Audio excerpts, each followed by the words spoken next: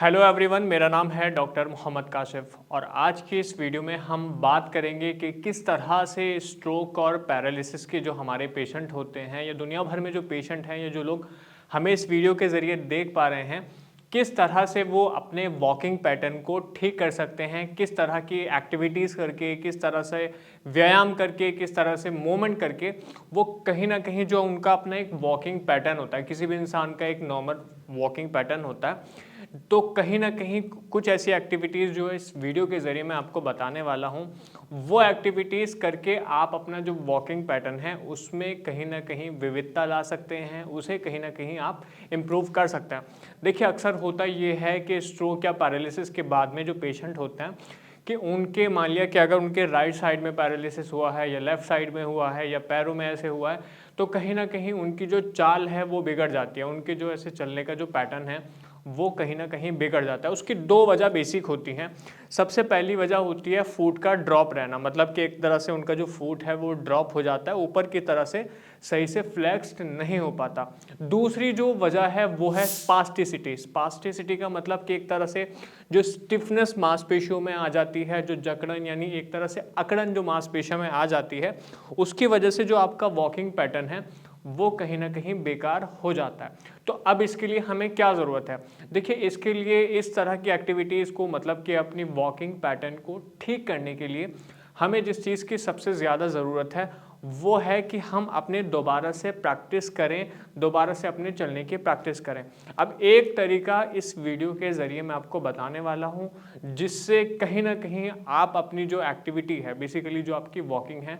उसको इम्प्रूव कर सकते हैं। बेशक आप अभी सही से नहीं चल पा रहे हैं, बेशक आपका जो पैटर्न है वो सही से नहीं हो पा रहा है, लेकिन जब आप इस तरह की एक्टिविटी से प्रैक्टिस करेंगे तो कहीं ना कहीं आपका जो वॉकिंग पैटर्न है वो इम्प्रूव हो जाएगा। तो आइए शुरू करते हैं इस वीडियो के ज़रिए कि वो क्या एक्टिविटी है। तो जो एक्टिविटी है, स्पेशली चलने की जो एक्टिविटी है, किस तरह से आप सुधार सकते हैं। अक्सर देखिए, हमारे पास जो पेशेंट होते हैं, चाहे वो राइट साइड की पैरालिसिस के हों, चाहे वो लेफ्ट साइड के ऐसे पैरालिसिस के हों, तो उनकी जो चाल ख़राब होती है, उस चाल को ठीक करने के लिए बेसिकली उनको क्या करना है, बहुत सिंपल स्टेप्स हैं,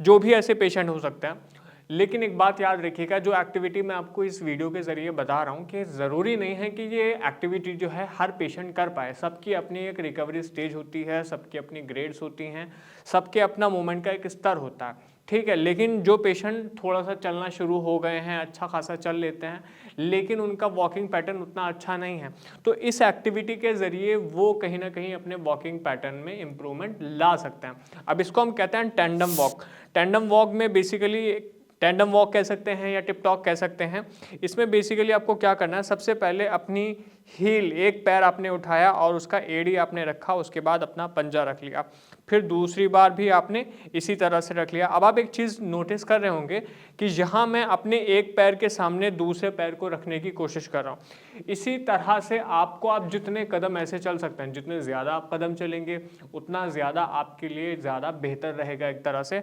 आपके ब्रेन को वो चीज़ लर्न हो जाएगी कि हाँ, ये जो वॉकिंग पैटर्न था ये मेरा नॉर्मल वॉकिंग ऐसे पैटर्न था। तो कहीं ना कहीं अब यहाँ क्या हो रहा है, अक्सर जो पेशेंट होते हैं उनका जो फुट होता है वो कहीं ना कहीं ड्रॉप पोजीशन में चला जाता है, मतलब इस तरह से रहने लगता है। तो यहाँ हम यही कोशिश कर रहे हैं कि उनके फुट ड्रॉप जैसी जो पोजीशन है, जो एक उनकी कंडीशन बन गई है, उसे भी कहीं ना कहीं इस एक्टिविटी के ज़रिए, इस एक्सरसाइज के ज़रिए दूर किया जा सके और टेंडम वॉक के ज़रिए